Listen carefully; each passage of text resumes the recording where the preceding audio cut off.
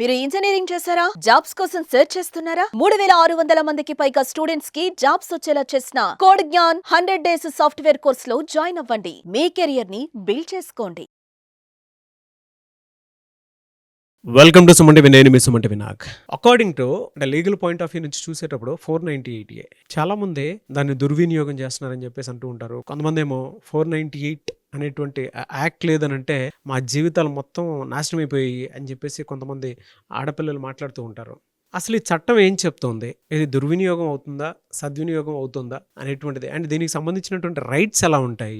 ఎవరికైనా సరే ఈ సెక్షన్కి సంబంధించినటువంటి ఇబ్బందులు జరుగుతున్నాయి అని అంటే వాటిని ఏ విధంగా ఓవర్కమ్ అవ్వాలి అండ్ లీగల్గా ఎలాంటి రెమెడీస్ ఉన్నాయి అనేది ఈరోజు మనతో పాటు హైకోర్టు అడ్వకేట్ అలాగే రవీంద్రనాథ్ గారు ఉన్నారు. అది వారి మాట్లాడి తెలుసుకుందాం. Hello sir. హాయ్ అండి నాగరాజ్ గారు. వైఫ్ అండ్ హస్బెండ్ రిలేషన్షిప్లో ఏ థర్డ్ పర్సన్ ఎంటర్ అయినా సరే టక్కన 498A బయటకు వచ్చేస్తుంది అనేటువంటిది ప్రధానంగా మనం ప్రస్తుతం ఉన్నటువంటి సమాజంలో చూసేటువంటి ఆరోపణలు. ఎందుకు అని అంటే వాళ్ళు ఎలాగో కొట్టుకుంటారు, వాళ్ళకి ఏదైనా ప్రాబ్లమ్స్ వచ్చినా చిన్న చెత్తగా ఉంటూనే ఉంటే అది ఎక్స్ట్రీమ్కి వెళ్తుంది. బట్ వేరే వాళ్ళు ఎప్పుడైతే ఎంటర్ అవుతూ ఉంటారో అది లీగల్ పాయింట్ వరకు వెళ్ళే అవకాశం ఉంటుంది. ఏ ఇష్యూ అయినా సరే థర్డ్ పర్సన్ ఇన్వాల్వ్ అయినప్పుడే వాటికి సంబంధించినటువంటి డిస్కషన్స్ ఎక్కువ నడుస్తాయి. అసలు ఈ చట్టం ఏం చెప్తుంది? 1983 డిసెంబర్ 25న ఈ 498A అన్నటువంటి సెక్షన్ని మన లీగల్ ఐపీఎస్లో ఇన్వాల్వ్ చేయడం జరిగిందండి. 1983 డిసెంబర్ 25న ఎందుకోసం చేశారు అంటే మహిళలకు సంబంధించి వరకట్న వేధింపులు, అదేవిధంగా శారీరక మానసిక హింసకు సంబంధించి అట్లాంటి వేధింపులకు గురి కాకుండా అట్లా గురి అయినట్లయితే భర్తల మీద ఒక రకమైనటువంటి రక్షణ చట్టం కోసం, అంటే భర్తలకు వ్యతిరేకంగా భార్యల కోసం ఇచ్చే రక్షణ చట్టాన్నే ఈ 498A అనే సెక్షన్ కింద చెప్పడం జరిగింది. అయితే ఈ సెక్షన్ యాక్చువల్గా 1983 డిసెంబర్ 25న వచ్చినప్పటికి కూడా ఇది ఐపీసీలో సెకండ్ అమెండ్మెంట్ కింద స్టార్ట్ చేయడం జరిగింది. ఇది దీని యొక్క ఇంట్రడక్షన్ సంబంధించి. ఈ సెక్షన్ ఎందుకు వాడతారంటే ఒకటి mental abuse, second one is the physical abuse, మూడోది డౌరీ హెరాస్మెంట్, నాలుగోది ఫినాన్షియల్ అబ్యూజ్. ఈ 4 ప్రధానమైనండి. అంటే భార్య మీద ఒక భర్త కానీ భర్త తరపు బంధువులు కానీ ఇప్పుడు నేను చెప్పినటువంటి 4 రకాలైనటువంటి విధానాలు, అంటే మానసికంగా కానీ శారీరకంగా కానీ డౌరీ హెరాస్మెంట్ కానీ, ఇక ఫోర్త్ పాయింట్ అంటే ఫినాన్షియల్ అబ్యూజ్మెంట్, దీనికి సంబంధించి ఏదైనా భార్యకి ఇబ్బంది పెట్టే పరిస్థితులు ఉన్నట్టయితే ఈ సెక్షన్ కింద భర్తల మీద అదేవిధంగా భర్త తరపు ఉన్నటువంటి బంధువుల మీద కూడా కేసు పెట్టే అవకాశం అయితే ఉంటుంది. అప్పటి నుంచి కూడా 83 నుంచి రకరకాల కేసులు వస్తున్నాయి. కానీ మొదట్లో ఈ యొక్క సెక్షన్ గురించి పెద్దగా నాలెడ్జ్ లేనప్పటికీ కూడా గడిచిన దశాబ్ద కాలంగా చూసినట్టయితే ఆల్మోస్ట్ ప్రతి పోలీస్ స్టేషన్లో కూడా ప్రతిరోజు కనీసం 10 సంఖ్యలో అయితే కేసులు నమోదవుతున్నాయి. అంటే దీన్ని మిస్యూజ్, అంటే సుప్రీంకోర్టు ఒక కొన్ని సందర్భాల్లో కేసులు సంబంధించి ఈ సెక్షన్ ఏదైతే ఉందో కొంతవరకు దుర్వినియోగం అవుతుంది అని చెప్పడం కూడా జరిగింది. 2010లో ఒక అర్నేష్ కుమార్ స్టేట్ వర్సెస్ బీహార్ అంటే బట్ ట్రూ కదండి, దుర్వినియోగం చాలా అవుతుంది. చాలా దుర్వినియోగం అవుతుందండి. చాలా దుర్వినియోగం. నేను చాలా మంది అంటే ఇటువంటి ఫేస్ చేసేటువంటి చాలా మందిని చూసాను. నేను చాలా మంది దుర్వినియోగం చేసుకుంటున్నారు. మనకు రైట్స్ ఉన్నాయి కదా అని చెప్పి ఎలా పడితే అలాగా ఎదుటోళ్ళని మానసికంగాను శారీరకంగాను హింసించేంత స్థాయికి అయితే వెళ్ళిపోతూ ఉంది. కొన్ని కుటుంబాలే నాశనం అయిపోతూ ఉన్నాయి. అవునండి, మీరు చెప్పింది 100% రైట్ అండి. కుటుంబాలు కూడా నాశనం అయిపోతున్నాయి. అంటే భార్యాభర్తల మధ్య ఉన్నటువంటి ఏదైతే ఒక పవిత్రమైన ఒక బంధం ఏదైతే ఉంటుందో, ఒక సమాజంలో ఒక భార్యాభర్తల రిలేషన్షిప్ అంటే ఒక మంచి సమాజం నిర్మించుకోవాలి. చిన్న చిన్న గొడవలు సహజంగా వస్తాయండి. భార్యాభర్తల మధ్య చిన్న చిన్న గొడవలు, మాట పట్టింపులు, చిన్న చిన్న తగులు ఇట్లాంటివి సహజం. కానీ ఈ 498 అడ్వాంటేజ్ తీసుకొని భర్త మీద ఇమీడియట్గా కోర్టులకు వెళ్ళిపోవడం, పోలీస్ స్టేషన్లకు వెళ్ళి ఎఫ్ఐఆర్ నమోదు చేయడం అన్నటువంటి పరిస్థితికి వెళ్ళిపోతున్నారు. కానీ చిన్న విషయాన్ని గుర్తుపెట్టుకోలేకపోతున్నారు. ఈ 498 సెక్షన్ అనేది చాలా చిన్నది నాగరాజు గారు, చాలా చిన్న సెక్షన్. అంటే మిగిలినటువంటి సెక్షన్స్తో పోలిస్తే ఇప్పుడు ఉదాహరణకి ఒక మర్డర్ చేసినా లేకపోతే ఇతరత్ర ఏదైనా క్రైమ్ చేస్తే 7 సంవత్సరాలుగా పైబడి ఉన్నటువంటి సెక్షన్లు ఉంటాయి. కానీ దీనికి ఈజీగా బెయిల్ వస్తుందండి. 498A సెక్షన్ కింద కానీ పెట్టగలిగితే ఇమ్మీడియట్గా బెయిల్ వస్తుంది. ఇది తెలుసుకోలేకపోతున్నారు భార్యలు పెట్టుకునే ముందు. ఇది బెయిలబుల్ సెక్షనే. ఫస్ట్గా నాన్ బెయిలబుల్ అంటే ఫిజికల్గా ఎవిడెన్స్ అని చూపించినప్పుడు మాత్రమే నాన్ బెయిలబుల్ అవుతుంది. కానీ 41A ఖచ్చితంగా ఇష్యూ చేయాలి ఈ కేసుకు సంబంధించి. ఇది క్లియర్గా మెన్షన్ చేస్తుంది. ఇంతకుముందు ఏంటంటే పోలీస్ స్టేషన్కి వెళ్ళి ఈ కేసుకు సంబంధించి నా భర్త నన్ను ఇట్లా కొడుతున్నాడనో తిడుతున్నాడనో లేకపోతే ఫైనాన్షియల్గా డౌరీ తీసుకొని రమ్మంటున్నాడనో రకరకాలు చేసేటప్పుడు ఇమీడియట్గా ఎఫ్ఐఆర్ నమోదు చేసేవారు. కానీ ఈరోజు ఎఫ్ఐఆర్ ఇమీడియట్గా నమోదు చేయట్లేదు. అదే అరెస్ట్ కూడా చేయొద్దని Arnesh Kumar versus state of Bihar అని చెప్పి ఎప్పుడైతే మనకి సుప్రీంకోర్టు ఒక ల్యాండ్ మార్క్ జడ్జిమెంట్ ఎప్పుడైతే ఇచ్చారో, సుప్రీంకోర్టు కూడా గైడ్లైన్స్ ఇచ్చిన తర్వాత దీనికి సంబంధించి పోలీస్ స్టేషన్ కూడా ఇమ్మీడియట్గా ఎఫ్ఐఆర్ నమోదు చేయడం అనేది గుర్తుపెట్టుకోవాలి.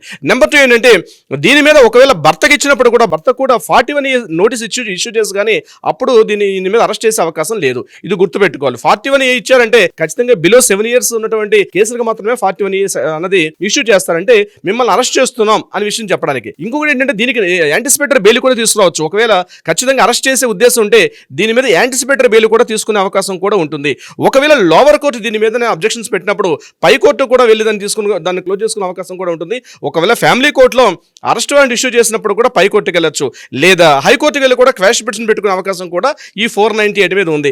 ఒకవేళ హైకోర్టు కూడా డిలే చేస్తే సుప్రీంకోర్టు కూడా వెళ్ళొచ్చు. ఏదేమైనప్పుడు కూడా అరెస్ట్ అన్నది ఇంత ముందున్నట్టుగా ఇమీడియట్ గా కేసు వచ్చింది కాబట్టి అరెస్ట్ చేసేసి ఇమీడియట్ గా కోర్టులో ప్రవేశపెట్టడం ఎక్స్ట్రీమ్ లో ఉన్నప్పుడు అరెస్ట్ చేయడానికి అవకాశం ఉంటుందండి. అసలు అంటే ఇక్కడ వైఫ్ అండ్ హస్బెండ్ రిలేషన్షిప్ లో ఒక్కళ్ళదే ఎప్పుడు కూడా తప్పుండదు, బోత్ సైడ్స్ ఉంటాయి. కొన్నిసార్లు ఏంటంటే కొంత సాడిజం, సైకోయిస్టిక్, నార్సిస్టిక్ లక్షణాలు ఉండేటువంటి వాళ్ళని అరెస్ట్ కాదు ఇంకెక్కడన్నా ఏది చేసినా కూడా తప్పలేదు, అందులో ఇదే లేదు.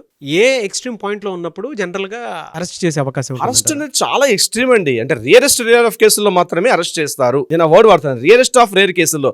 సుమారుగా ఒక 100 కేసులు పెడితే ఏ 1-2 కేసులు అరెస్ట్ తప్ప మిగిలిన 90-95 కేసులు అరెస్ట్ ఇమీడియట్ గా చేసే అవకాశం కూడా లేదు.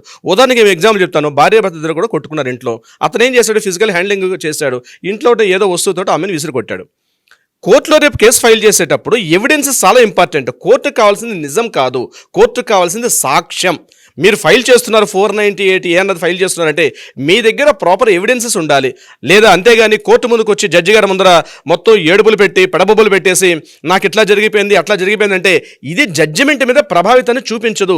మీరు అక్కడ ఎన్ని రకాలుగా చేసి ఉండొచ్చు, కానీ కోర్టుకు కావాల్సింది సాక్ష్యం చూపించాలి. అంటే ఎలా, ఉదాహరణకు ఒక ఇంట్లో కొట్టుకున్నారు ఇద్దరు. కొట్టుకునేటప్పుడు ఆ సంఘటన ఎప్పుడో జరిగిపోయింది, ఒక 3 నెలల క్రితం జరిగిపోయింది అనుకోండి. ఒక భార్య భర్తలు కొట్టుకున్నారు ఇంట్లో. కొట్టుకునేటప్పుడు భర్త ఏదో ఇంట్లో ఉన్న వస్తువుని భార్య మీద విసిరేటప్పుడు ఆమెకు తలగా గాయం తగిలింది. గాయం తగిలితే ఇమీడియట్ గా ఆవిడ దగ్గర 100 కాల్ చేయడం, లేకపోతే పక్కింటి పిన్ని గారినో ఇంటి పక్కన అక్క గారిని తీసుకొని హాస్పిటల్కి వెళ్ళి హాస్పిటల్ ఆ కుట్లు వేసుకున్నటువంటి ఆ రిపోర్ట్ తీసుకొని రావాలి. పలానా రోజు కోర్టులో బోన్లో పెట్టి మాట్లాడేటప్పుడు మీకు ఈ సంఘటన ఎప్పుడు జరిగింది అంటే ఎగ్జాంపుల్ చెప్తున్నాను, పలానా మార్చి 3వ తారీఖు నాడు ఉదయం 10:30 నాకు ఈ సంఘటన జరిగింది. ఎవిడెన్స్ ఏం కావాలి, ఆ రోజు మనం మాట్లాడుకున్నటువంటి వాట్సాప్ చాట్స్ కానీ, భర్తకే తనుకున్న వాట్సాప్ చాట్స్ కానీ, పక్కనున్న ఇంటి పిన్ని గారో లేకపోతే అక్క గారినో తీసుకొచ్చి ఎవిడెన్స్ చూపించాల్సిన పరిస్థితి వస్తుంది.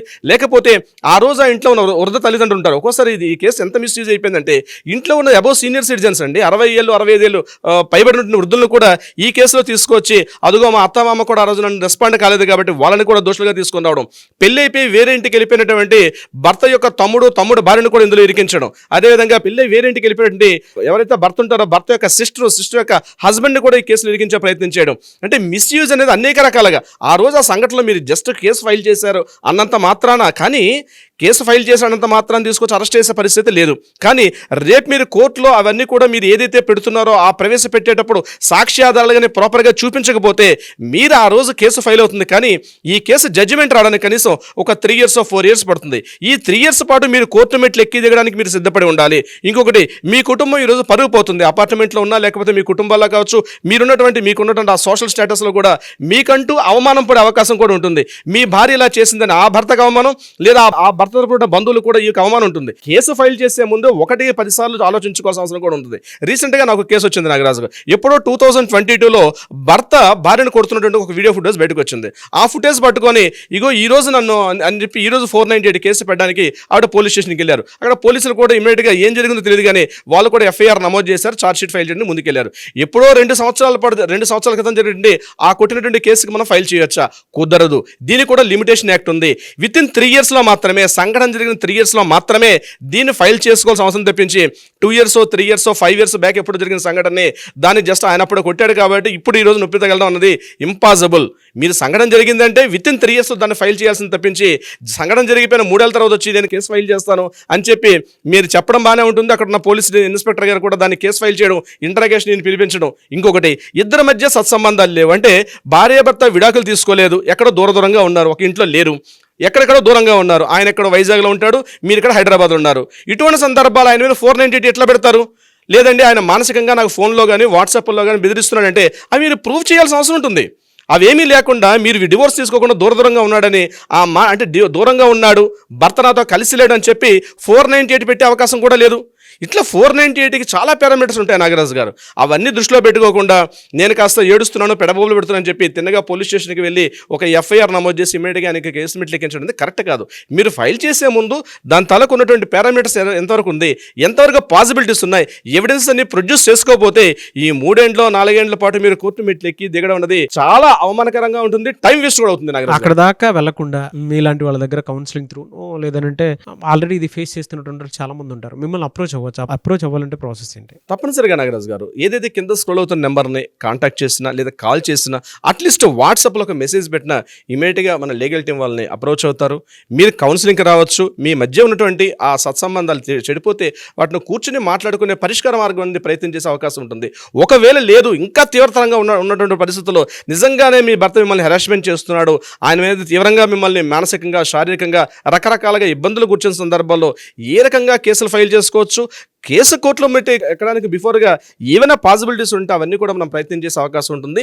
లేదా ఇదివరకే కోర్టులో కానీ కేసులు పెట్టి అటువంటి రిలేషన్షిప్ ఉంటే వాటిని కూడా మనం పరిష్కార మార్గం చూపే ప్రయత్నం చేస్తాం నాగరాజు గారు. ఎనీవేస్ థ్యాంక్ యూ అండి, thank you so much Alagiri Ravindranath గారు. Thank you so much Nagaraju గారు. చూశారు కదండి వీడియో. ఈ వీడియోపై మీ అభిప్రాయాన్ని కమెంట్ బాక్స్లో పోస్ట్ చేయండి. ముఖ్యంగా మీరు కనుక హైకోర్టు అడ్వకేట్ అలగిరి రవీంద్రనాథ్ గారిని సంప్రదించాలి అని అంటే స్క్రీన్ మీద మీ కాంటాక్ట్ నెంబర్ కనిపిస్తుంది, మీరు కాల్ ఆర్ మెసేజ్ వాట్సాప్ చేసి వెంటనే అపాయింట్మెంట్ బుక్ చేసుకోవచ్చు. ఈ వీడియో లైక్ చేయండి, షేర్ మాత్రం తప్పకుండా చేయండి. ఇలాంటి మరిన్ని వీడియోస్ కోసం మా ఛానల్ ఫాలో అవ్వండి. Thank you.